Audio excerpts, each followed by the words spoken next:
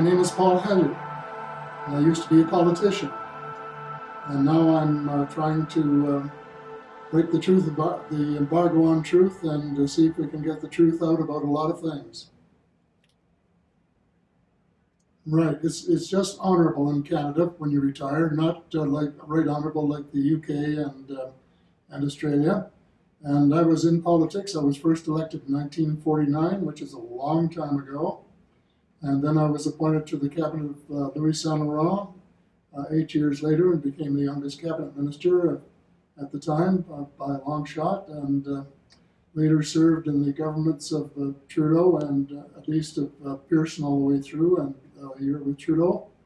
My main portfolios were the Minister of National Defense for 5 years and then the Minister of Transport for my final 2 years. Well, it's my opening statement, the keynote address as they're calling it, is really about the state of the world.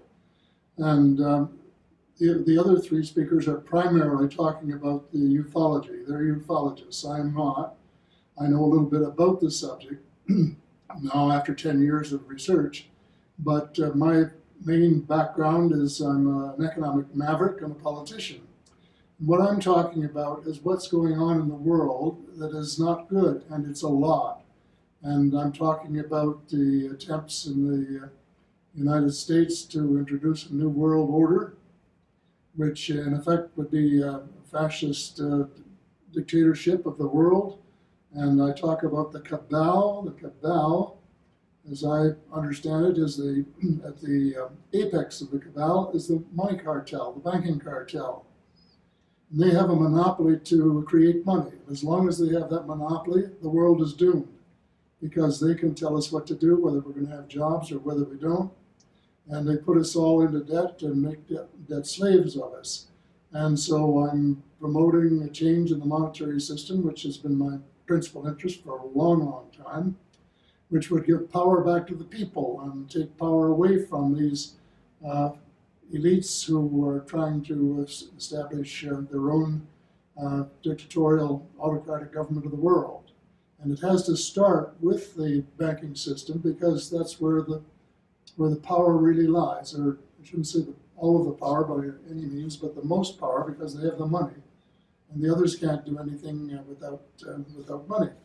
Oh, then the next part of the cabal is the oil cartel, and then below that the transnational corporations, which are trying to take power away from governments and people and transfer it to themselves, and that's what the trade agreements are all about. They're not really trade agreements, they're investment agreements, and they give powers through a clause called the disputes mechanism, the dispute settlement mechanism.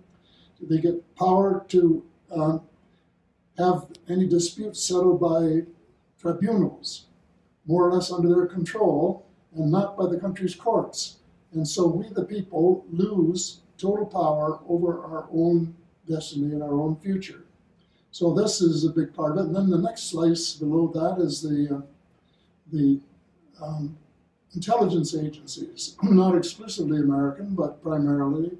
And it includes, of course, the CIA, which is one of the most notorious organizations in the world, and then the FBI, the NSA, and others, and then a huge slice of the U.S. military that has been back engineering starting with the Roswell crashes in 1947, back engineering the technology that they have managed to get from the visitors from other star systems, and have achieved just mind-boggling results in that period of time.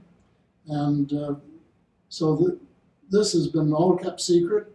The people don't know anything about it. Even the Congress doesn't know what they've been paying for.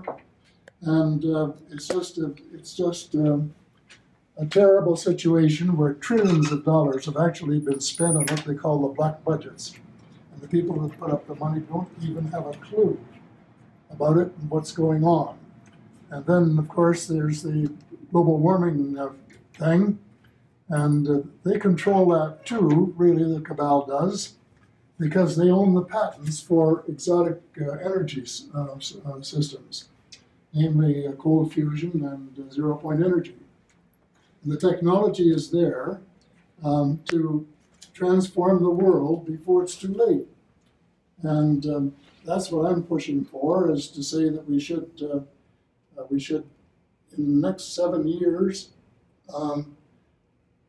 take every truck, car, motorboat, tractor, airplane, and house in the world and transform it from an oil economy to a clean energy economy, one of the zero-point energy boxes that would provide all of the energy that they need. And the technology exists, but the cabal is keeping it secret because, amongst other things, they have the power now.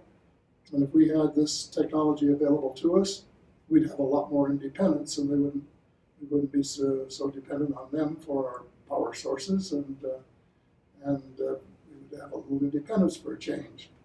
And even worse than this, I'd only probably have a couple of lines on this. There are finally the chemtrails and the HARP system, which I have labeled as Satan's